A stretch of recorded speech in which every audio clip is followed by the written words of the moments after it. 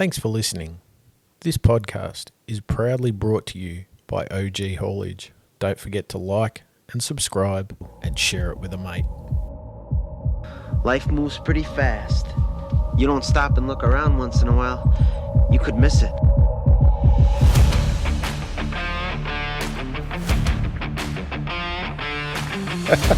Come on, your turn. Welcome back to Get Outdoors with Drew and Cam.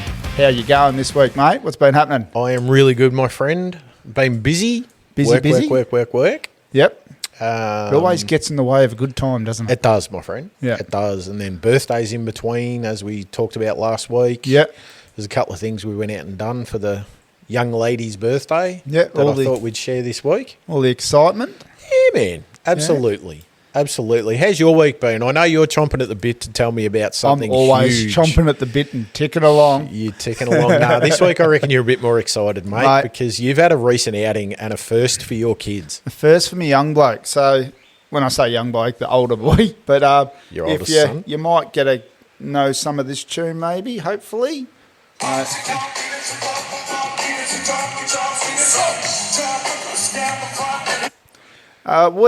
We ventured out for his very first live performance. And it just so happened to be Hilltop Hoods. mate. Rod Laver was the sold out show. Yep. He had an absolute blast.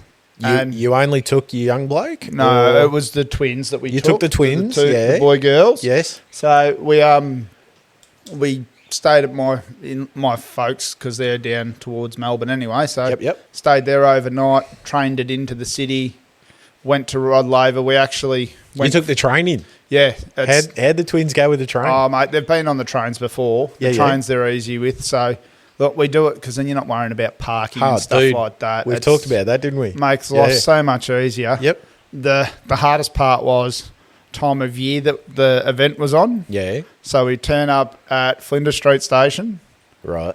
Moomba's on. Oh, stink. And hang on. So were the F1s racing around Albert Park. Oh, you went for the triple dip. So it was insane in Melbourne. We ended up, I said to him, we'll go to Flinders Street Station, we'll walk up the Yarra, we'll go do Fed Square. Yep. We were going to go and get something to eat, but Fed Square was virtually one of the F1 car hubs. Oh, yeah. So it was, you had to download an app to get into the stall and get into a shop and, mate, they had driving simulators, they had an F1 there. So we went and had a look anyway because the young bloke likes the idea of cars. Yep. And then we walked along to Rod Laver up the Yarra. Yes. And as we're walking along the Yarra, that's where a lot of the stuff set up for Moomba. All the side shows and the events and the rides. So we stood there and watched them.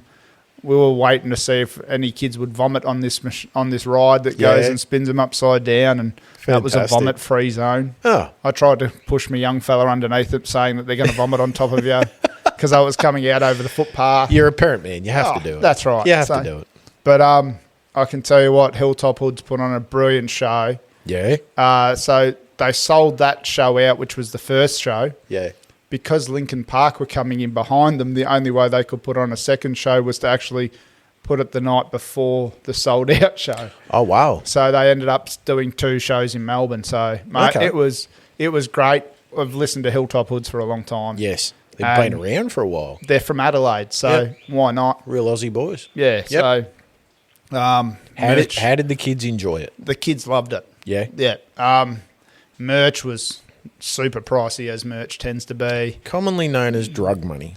Everything is, unfortunately, when you go into these events. Captive water, captive everything. event, mate. Yeah. Captive audience, sorry. Look, it is what it is. I was there for my kids to have a good night. That's it. Us to have a good night anyway. So we did that, caught the train back home. I think we were back to home, bed maybe 1 o'clock. That's a stretch, isn't it? Oh, it wasn't too bad. We'd try to word them up and get them to have a snooze the day before leading into it. So they weren't going to be as knackered. So, look, mate, it was absolutely fantastic. Nice, dude. Yeah. Big laser show. Yeah. Really loud doof bass coming through. Yep. I don't really like Melbourne. I'm not a fan of the city. I've learnt, and when I walked outside Flinders Street Station, I went, I really don't like crowds of people anymore. Mate, we should have renamed this podcast City versus Country, shouldn't we? We should have, because country wins hands down. Country versus suburbia. Yeah. But, yeah, no, mate. Look, I was standing there at the lights out the front of Flinders Street and went, I really don't like crowds anymore. But that is hectic.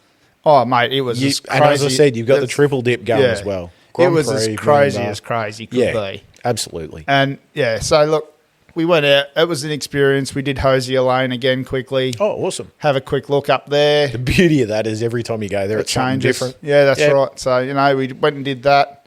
Got home from there. And then the Tuesday night, the wife was back to Melbourne. She was off to Lincoln Park.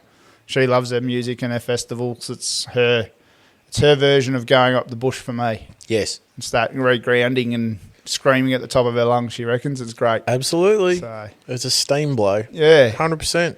But no, so that was good for the soul, mate. It is. And she can probably get some pent up anger out, I guess, at the shows too. She doesn't mind a mosh pit and throwing some elbows. I could say your 5-foot wife in the middle of a mosh pit. Well, everyone would be more scared of her than the rest. She's always told me, you get to the front railing and you hold on. And I'm like, but if you go up to the railing, you can't walk back and get a cold refreshment to come back and watch the show. Yes. No, but once you're at the front, you stay at the front. Exactly right. And make sure you got sharp elbows. But no, you can watch. She's like, no, you go up the front. So you stay committed. We've had this argument a couple of times in the few music ventures that I've gone on with her. So, but that's like going to Denny, isn't it? If you get in the front row, you've stocked your dryser bone up with every drink you can find. Don't know. I never made it to Denny, mate. Really? No, I never went to Denny.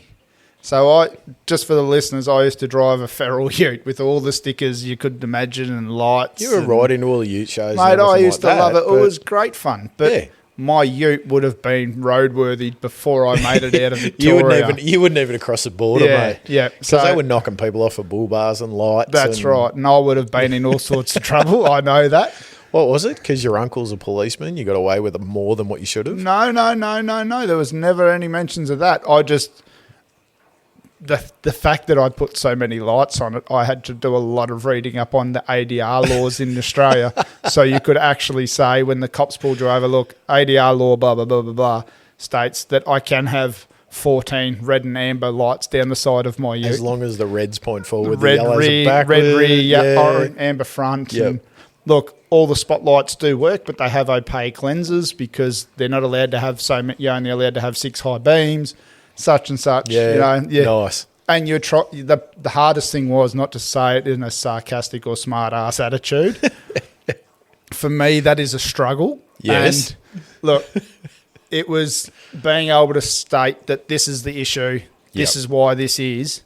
Kept me from getting a canary probably. So because if they'd really had a look, I probably would have been in a lot of trouble. You would have got pinged for a lot on that. So the feral utes are the stickers and the lights and the bull bars and aerials and anything and everything in between. I used to put rabbit traps on my passenger and driver's seat at a ute show. Alarm. And they'd say, what's that? And I'd say, it's my car alarm. I bet you can't sit on that and be quiet. So, I used to just have a blast with it. It was good fun. Exactly right. It was harmless fun. That was it. And a lot of the time, the money goes to charities that were run. That's what the ute shows were run for. 100%. So it was supplying hay to farmers. That was it. We did many hay runs and all sorts of stuff. But that's it. Something a little bit different. That's where the camping bug sort of become very simple for you. Hey, off air, you were talking about you found a new campsite. You wanted to tell about? Ooh, yeah. So it was your recent thing you were doing. One of the things that popped up online, Parks Victoria, I believe, shared it. Is a campground near home called Ingram's Campground. So it's actually up past Coringal towards Erica Rawson Way. Oh, okay, yep. So you've... Coringal? Yes, Coringal. Isn't that down near Frankston? Is it? Yes. Right next door to Frankston's a town called Coringal. Well, Coringal Scout Camp, I'll go with that. Okay, that's better. There we go, simplify that. Near the Hazelnut Farm you've stayed at. Yes, we're at the back of Erica. That's it. So you drive through there. Now, this is a four-wheel drive access only. You do encounter a sign. It's 3 kilometre drive in from the campground. Yeah. When you say full drive, what do you mean? Warning the sign reads, warning 4-wheel drive vehicles only, no caravans or trailers. limited passing, narrow, steep roads, and you had to actually go onto a certain radio channel to say that you're coming down the hill. Oh, okay.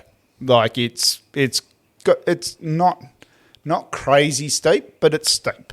Once you're on the go, you don't want to stop. Well, and there's nowhere for you to get past someone. Okay. If they're coming up when you're coming down, someone's reversing. It's either gravity's assist or it's going to be climbing back up the hill. So that was talking about etiquette in the bush. Use this channel, make the call that you're coming down or up. Yeah, that's it. So, I mean, it said, it's 3 Ks from where the warning sign is for this. Yep. There's a couple of passing spots before the real steep climb. Not so much below there from there to the campground. It's only a couple of 100 metres. Okay. Now, it's 3 Ks.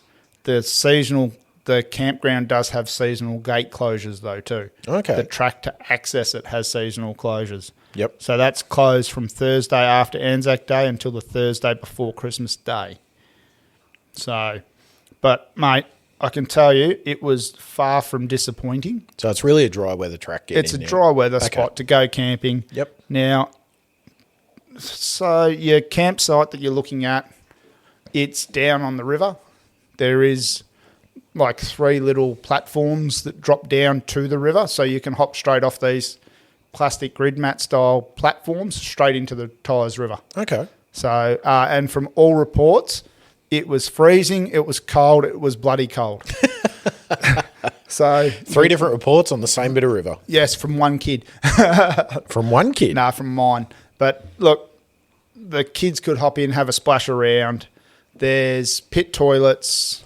There's solar lights along the walkway between all the campsites to the pit toilets. There's a day spot. You've got a tin roof, table chairs, a water tank that's captured off that. There's even a small football oval up there. I mean, when I say small football oval, I'm not a football player, but I could kick the ball from one goal to the other. But someone set up poles, the points and goal posts, so the kids have got something to do. That's awesome. So, and this is all based at the Ingram's sawmill site that was originally there. So you've got the relics still sitting around of the old cable logs, the old train line style carts that they used to cart the logs on and just chain them to the wheels. Yeah. So they're still sitting there in place with some signage around them. You've got the old water race that they used to use to divert water out of the river to actually power the sawmill itself. Okay. That's still sitting in situ. So there's some historic parts all the way around it too. What are the campsites like? Every campsite is mowed grass that has its own fire pit in it. It's bollarded all off too, and it has a small section for where you can back your car in that's gravel still. So you're not actually having to drive onto the grass as such. And because of how steep the hill is to come down and into, I think that might have been a possum just bolting along your roof. I don't even think it was a possum. That was a bit of wind and rain, I think. Okay. Yeah, so because you can't get your camper trailers down there because there's the track's too steep on the way in, you've got no necessity to have a spot that you can park them up. Oh, righto. So it's like tent camping only there? Yeah, tents and swags. But we pulled in for it, cooked some snags up. Mate, there's a goanna just strolling around one of the campsites, like you always see at those sorts of spots. Oh, yeah. Without a care in the world. We cooked up some snags. Kids had a run around, then they decided they were going for a bit of a swim. Mate, we were there from probably 1 o'clock. I think we left at 6 or 6:30. Okay, so you blew 5 hours just looking around. Yeah. Yep. Little signs and placards, like I said, little bits of history tucked away here and there. Mate, it was a wicked spot. That's a bit awesome, dude. And being 4-wheel drive only, Yep. there was hardly a bit of rubbish to be seen. I picked up 2 small pieces of plastic. That was it. Okay. And, mate, some of the firewood that was left around the fire pits, mate, it would have suited you for the night. Yep. So, okay. Like, there's firewood left there. It's not a firewood collection zone, though. That's the only thing. You've got to go back out along the roads to go looking for firewood. That's it. Yep. But So other it's than that, carry in, carry out. yeah, they're always the best ones to be at, the carry in, carry outs. if you ask me. Because absolutely. people need to pull their finger out and do the right thing. 100%. Only issue we did come across in the swimming area, my mate did spot a silver spinner sitting in the water. Somebody's casting for trout. Okay. And, yeah, snagged up their spinner and left it, snapped off or whatever's happened.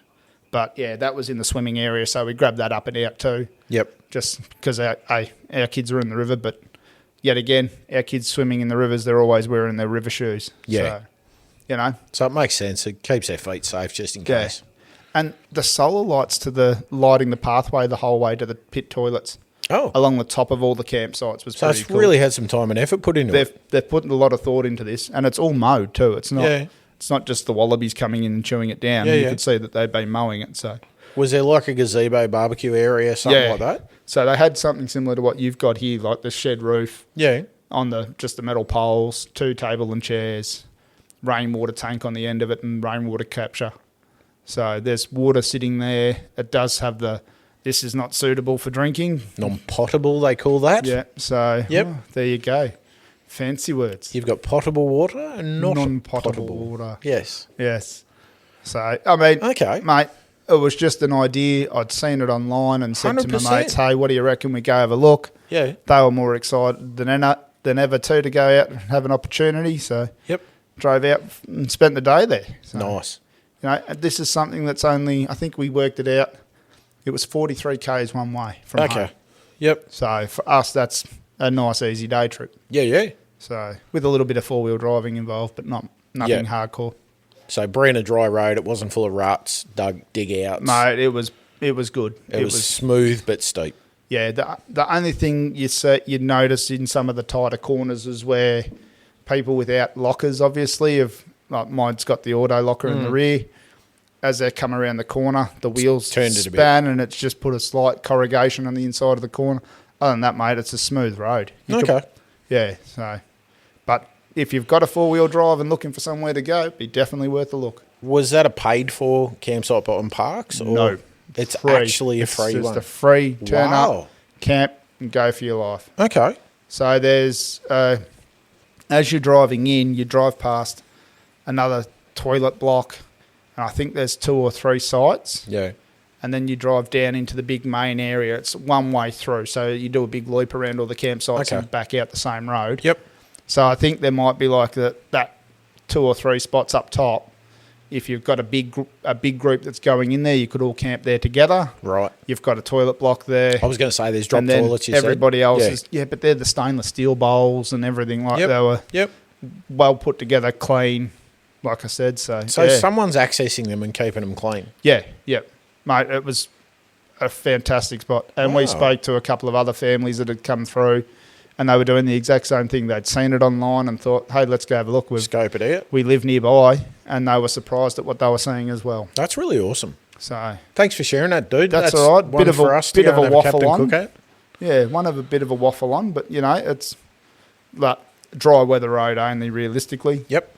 I mean, your big 4-wheel drives with their big tyres and winches, you'd get in and out, but that's what rips up the tracks, and there'd be nothing left of the track after 12 months. They'd lock it up on us probably. So. Yep. Yeah. We're talking about things we can do. For the oldest we had on the potty. Yep. The wife and I put together that we grabbed her and a few of her friends, and we went and took the girls to an escape room. An escape room? Yeah.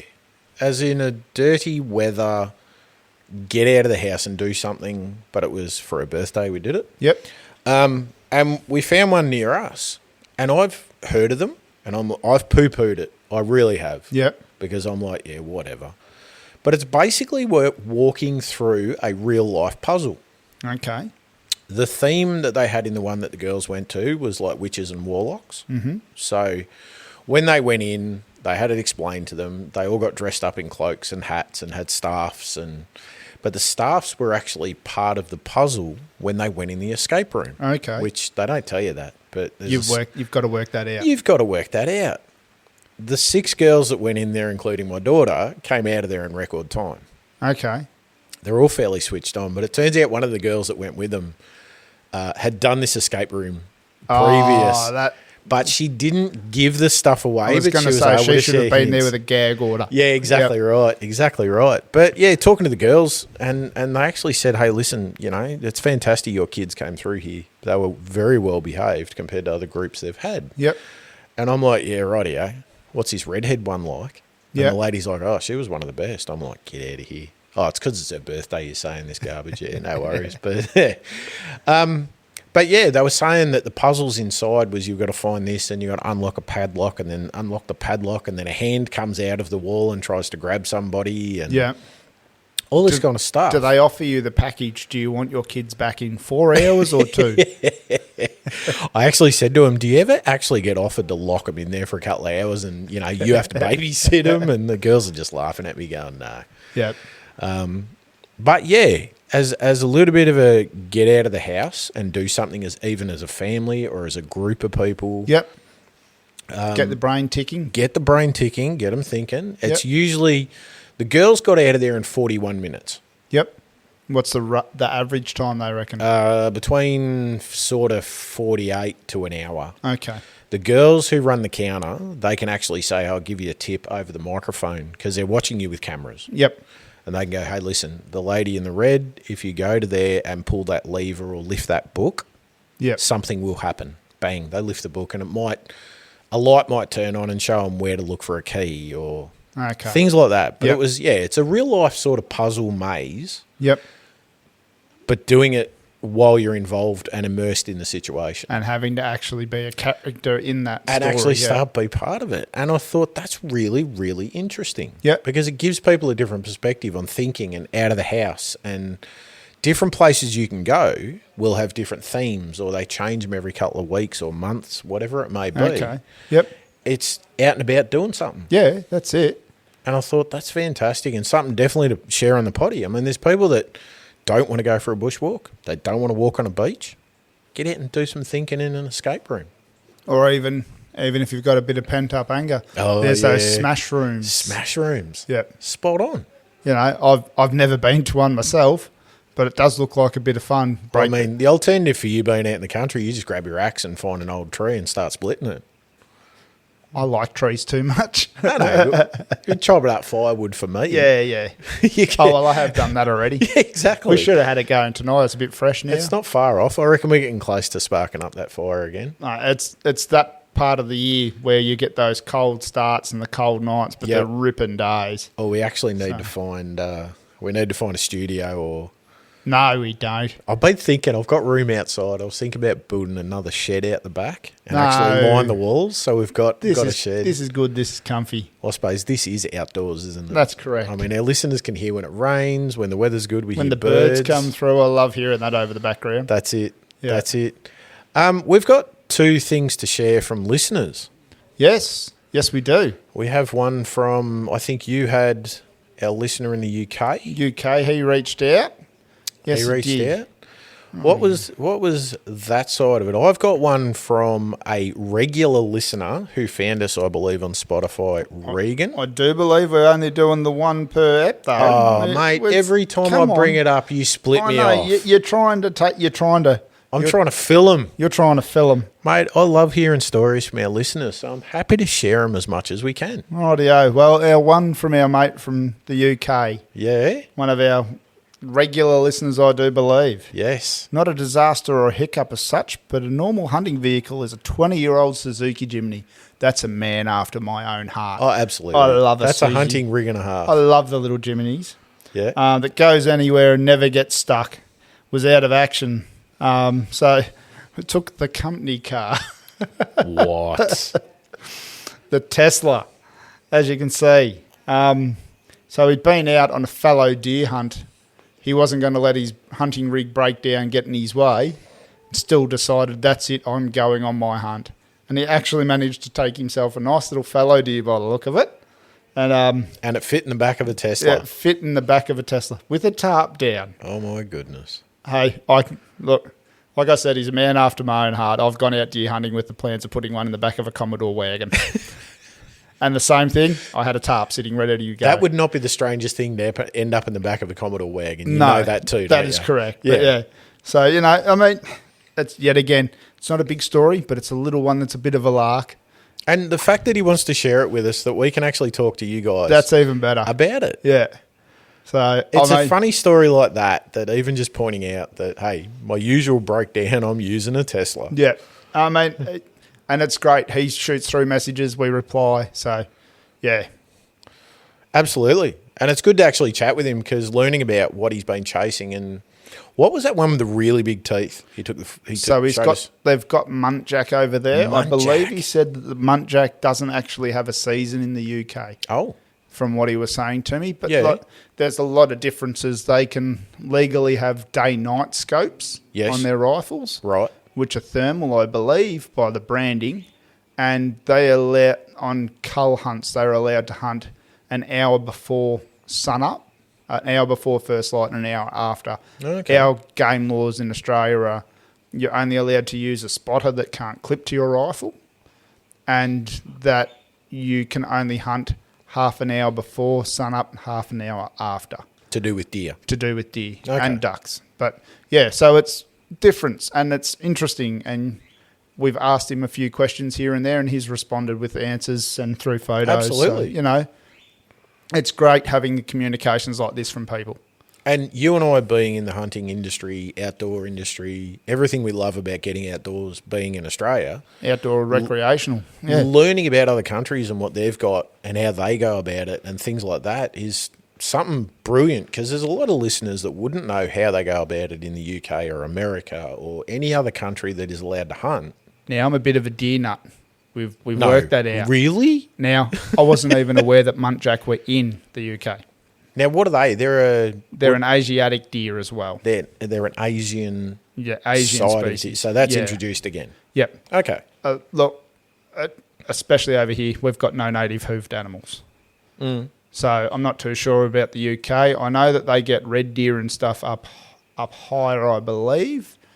But, yeah, I couldn't quote you and tell you what's native to their areas and what's not. So. Yeah. But, look, I mean, a lot of deer species come from Asia or Europe. Okay. So my favourite, the Samba, I think, what is it? It's unicolor is Samba unicolor or something like that is the scientific name for it. Right. Now, they're primarily from India. Really? They evolved with their main predator being a tiger.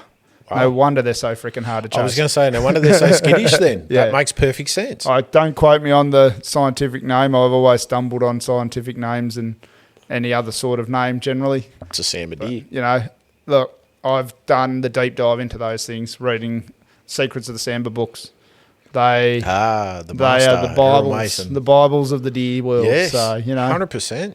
But you can appreciate deer for deer, and talking with this guy, he's explaining that they're out on cull hunts. So they're actually controlling the herds, which is interesting to hear about as well. So that's it. We're not the only country that does this thing. Well, that's right. You've got to be ethical and do the right thing with it all. So, yeah. I wonder how they stand with taking that, if there's any introduction of laws or biosecurity, if they're allowed to move past different parts of the UK with different meats or...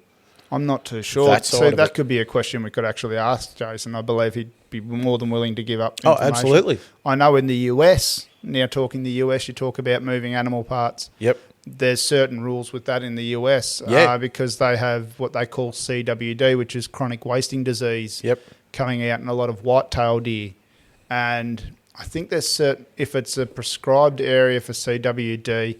You are not allowed to move. The venison isn't actually allowed to leave the property as such, or the state. I think it's that district, okay, or something along those lines too. But so it keeps it within. It's like us with our grape areas. Yeah, very similar. Or like a chicken farm, the potato nematode stuff as well. So where they grow the spuds, it's all that biosecurity stuff. So I mean, if you're looking at getting into stuff, you can do the deep dives like I do. Or you can just go out and wander in the bush and go, there's one. Clunk. But, hey, some people are just gifted with that too. The ability to just walk out and go, is that what you're looking for over there, standing there staring at us? Yeah. And you've been out here chasing them for how many years? A lot. Are you going to shoot that? And I normally haven't put my gun up to my shoulder because I just enjoy watching deer for deer. So, yep. But yeah, so I mean, look, it is what it is, sort of thing. It is. You've got to be willing to have a look, and yeah, I like the idea of learning about them as much as I can. It gives me better knowledge of where they're going to be. That's it. So, and always watching Mother Nature always gives you a little bit extra, doesn't it? I get a kick out of watching them when you go, these things get chased by tigers.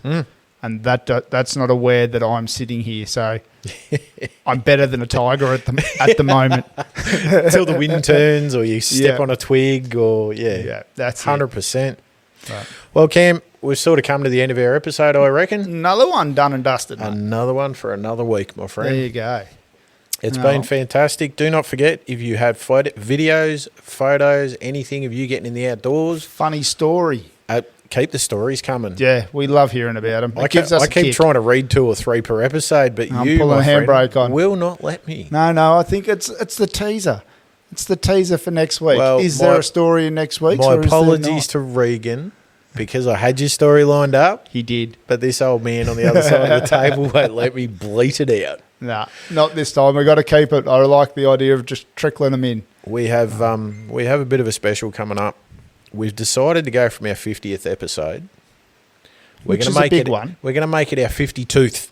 Our 52th, because it's become a year. Which is exactly 1 year since Cam and I started this podcast, and a journey that it's been. And you guys apparently still aren't sick of our voices. And we still get more people listening to us each week, and we are genuinely appreciative of that. So thank you very much. And like we always say, like and share it with a mate. If you think somebody might get a kick out of it, or there's something that they're looking into that you've heard mentioned on the podcast, chuck them the episode and get them to have a listen. That's it. It helps us, and if we can, we help you. So that's it. We're always trying to give you ideas to get outdoors, enjoy what the outdoors has to give to you, and share it around. I do have to get my brother in here because he keeps busting my chops on any post that I do. So anything you want to hear about? Yes. His brother's motorsport. Yes, his brother's motorsport. Yeah. If you check out our socials and you see anything talking about motorsport, that's my brother. That's Cam's brother. Well, listeners, thanks for taking the time to listen to us. Don't forget, check in on your mates too. And check on your mates. Cheers all. Cheers all.